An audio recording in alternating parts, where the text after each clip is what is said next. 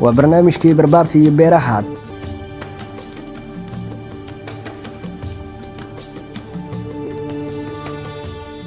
beeralayda yaryarka inaan xoogga saarno oo aan u diyaarino qalab aqoon iyo suuq ay alaabti geystaan. haddii intaa la waayo horumar ma samaynayno. martida maanta waa Dr. Cismaan Geedow Caamir. seminaar ay soo qaban qaabisay kuliyadda beeraha ee jaamacadda Banaadir oo aan xaadiray ayuu kaga hadlay caqabadaha beeraha ay wajahayaan qarnigan 21aad. markii uu soo dhamaaday seminaarka ayaan ka codsaday in aan waraysi la yeesho oo uu iga aqbalay maalmo kadibna Muqdisho ayaan ku kulannay. Dr. Cismaan Geedow waxa uu shahaadada bachelorka ka qaatay kuliyadii waxbarashada ee jaamacadda ummadda Soomaaliyeed isagoo ka barashooday agrobiology dalka Jarmalka jaamacad ku taala oo la yiraahdo Saarland University ayuu shahaadadiisa labaad ee masterka ku diyaariyay biogeography. waxa uu sii xigay shahaadada PhD-ga oo isla jaamacadda Saarland University oo ku taala Jarmalka uu ku diyaariyay takhasuska ecotoxicology. ku soo dhawaada barnaamijka barbaarta iyo beeraha.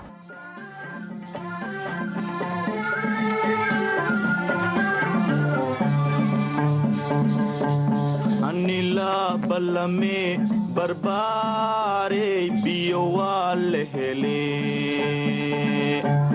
ambaxne badarki abuurne berihi anfalne anila balame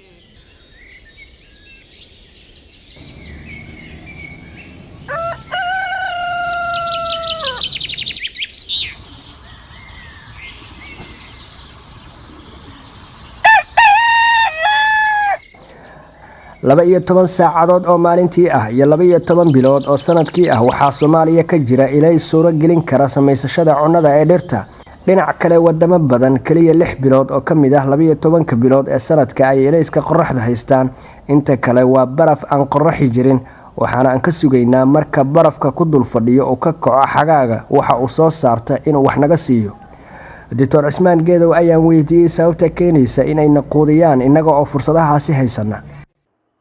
marka hore waa su'aal aad muhiim u ah in la muujiyo la cadeeyo dadweynaha adduunyada ninkii adduunka soo maro ayaa waaya aragnimo leh. dadku waxay u maleynayaan adduunyada inay saa isugu mid tahay laakiin Soomaaliya waxay haysataa qorrax 12 saacadood oo qorrax ay haysataa. limiting factors ayaa jira wax walba growth waxa la yiraahdo ama koritaanka dhirta limiting factor leh. number 1 waxa ugu horeeya solar photosynthesis wixii. second waxa ku xiga wareejintii nafaqada wixii nafaqada wareejin lahaa oo ah biyaha ya hadii biyo la waayo oo qorrax ah haysato waxa ma ku tarayso. hadaa biyo haysato oo qorrax aadan haynina waxa ku taramaysa. marka dhibaatada haysato waxay tahay aqoontii beeraha ayaa hortoor anaga nagu yar Soomaali ahaan oo in aan kobcino wax soo saarkeeno in aan isku dayno dhulkayaga in aan muxuu ahaa ka dhigano meel wax laga soo wada saari karo. aqoontii waa nagu yar tahay qalabkii wax lagu soo saarayay ma haysano.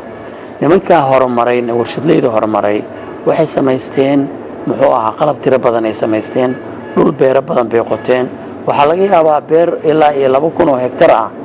inay ka shaqeynayaan dad fara ku tiris ah ya markaan fiirino anaga beertiyadii muxuu ahaa bariiska jilib ya intaasoo kun qof ka shaqeynaysa. sababtoo waxaan ku shaqeynaynay man power aan ku shaqeynayno qof iyo shakhsi iyo gacantiisa iyo muruqiisa ayaan ku shaqeynayn. laakiin nimankan warshado waxay leeyihiin makiinaday leeyihiin 2,000 oo makiinada u taalo waxa loogu shaqeynayaa dad tiro yar ninba maalinba mid awoodaysa aad ku soo shaqeynaysa. marka iyaga waxay noo quudinayaan waxa keenaya waxa badan wax soo saarkoodii badan. waxaan u badiyay 2 mid. 1 qalabka ay haystaan. 2 fertilizerka ama bacriminta ay ku darayaan dhulka ya sababta iyagu waxa waaye waxay rabaan mar waliba inay wax badan soo saaraano si xilliga qaboobaha ay u noolaadaan. marka taas ayaa factorka ugu horeysa keenaysa in muxuu ahaa wax soo saarkooda uu bato ee kadibna adduunyada u qaybiyaano.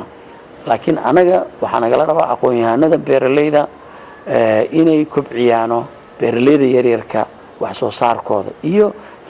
waxa ay haystaan inay horta fahmaan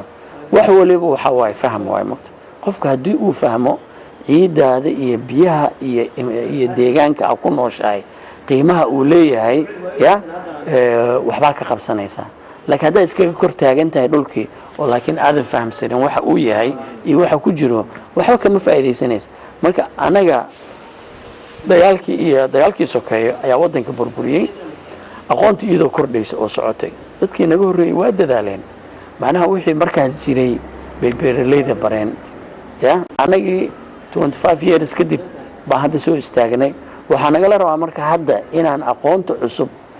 tacabka cusub iyo qalabkoodii aan waddan ku soo dabaalno si markaasi ay beeralayda u bartaano tacab wanaagaas ciidiina ay noo noqoto ciid annaga naquudinayso oo nafaqadii iyo wixii dhanba ay ku jiraan horumar kasta oo waddan caalamka ahi gaaray ma jiro haddii uu jirana beeraha ayaa sal u ah innagana beerihii waan ka soo xaroonnay bariis aasiya ka yimid iyo baasto talyaani ka timid ayaa magaalooyinkii iyo xitaa miyigii quud ka noqday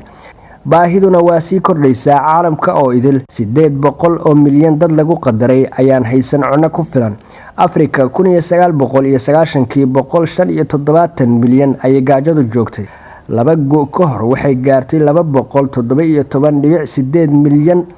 meeshii la rabay in ay hoos u dhacdo gaajada iyo faqriga garaafku kor ayuu uga sii kacaya si gaajada looga baxo Dr. Gedo waxa uu sheegay in ay tahay in la taageero beeralayda yaryar oo ah lafdhabarta wax soo saarka dalka maanta waxaa loo baahan yahay ninka beeralayda yaryarka ah ayaa waxay yihiin lafdhabarta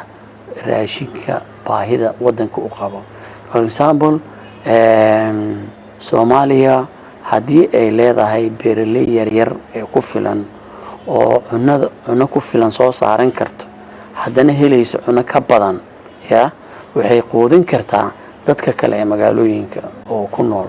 laakiin dadweynihii haddii iyagina aysan waxba soo saaranaynin cunnadii ay soo saarayeen aysan ku filnaanaynin xilli to xilli aysan ku filnaanaynin iyaga lafsadooda waxay u baahan yihiin in la caawiyo oo marka wax ma soo saari karaan laakiin adduunyada maanta markaa fiiriso hay-adda cuntada adduunka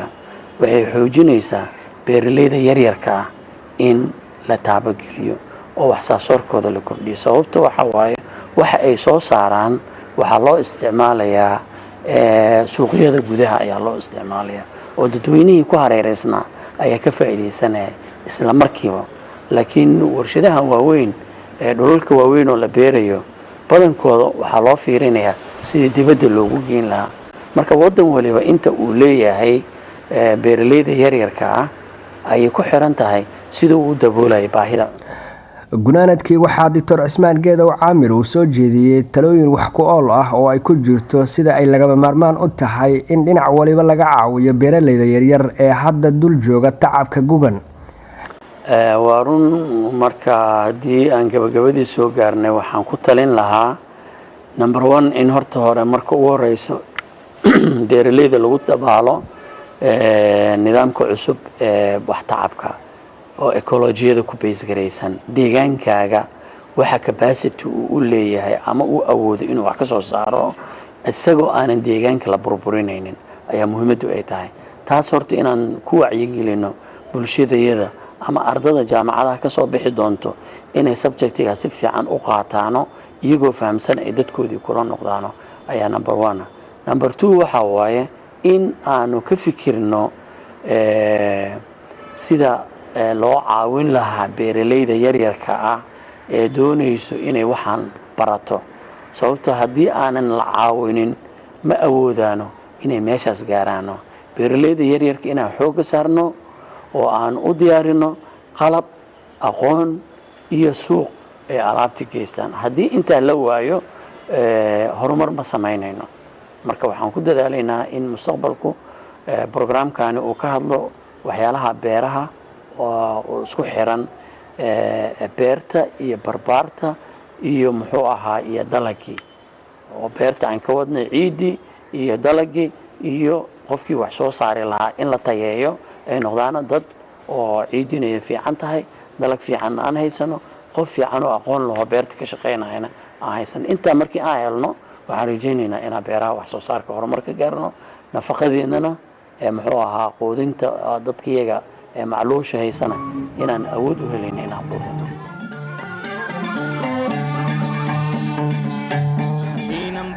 beeraha waa fildi aad u baaxad weyn oo in la faaqido ay tahay biyo aan laga bixi karin, bad aan xeeb lahayn iyo berri aan laga hoyan karin.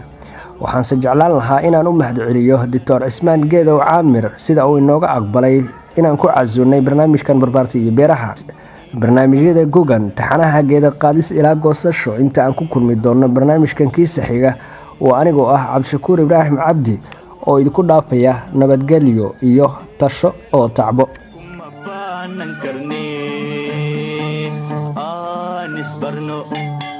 inaan beer falano aan ku baahi baxne aan isbarno inaan beer falano aan ku baahi baxne